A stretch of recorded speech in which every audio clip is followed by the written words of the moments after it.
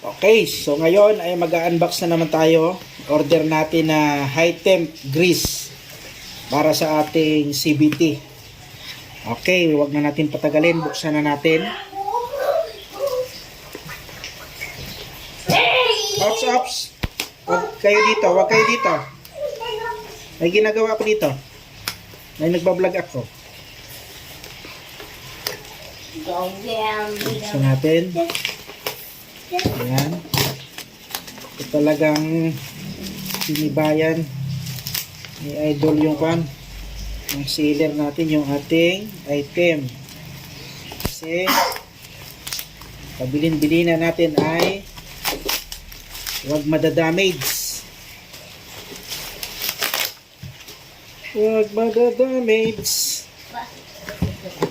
So, ang order po natin ay dalawa po ito. Mura na po ito, mura sa online kasi pag binili mo to sa kwan, ayan high temp multi-purpose. Talagang inisan niya.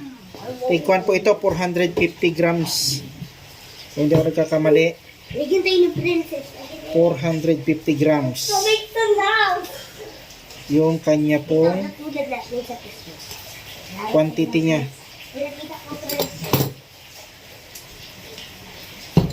Ilaga.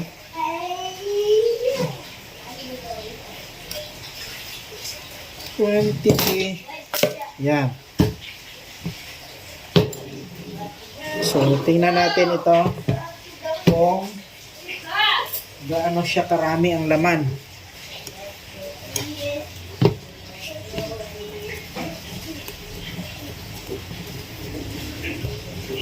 Kasi pag binili natin to sa shop, nako, doble ang patong. Ayan. Medyo tumagilid siya. Hindi po siya puno. Mga hanggang dito lang po yan. Tumagilid siya eh. Tumagilid. Tingnan natin yung isa.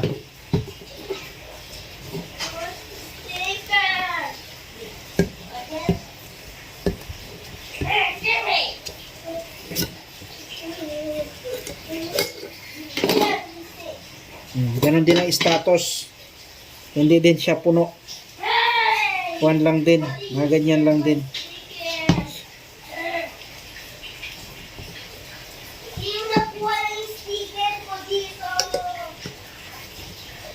High temp. Kailangan natin ang high temp kasi yan ay mainit. All in all, okay order natin. Ayos. Very good.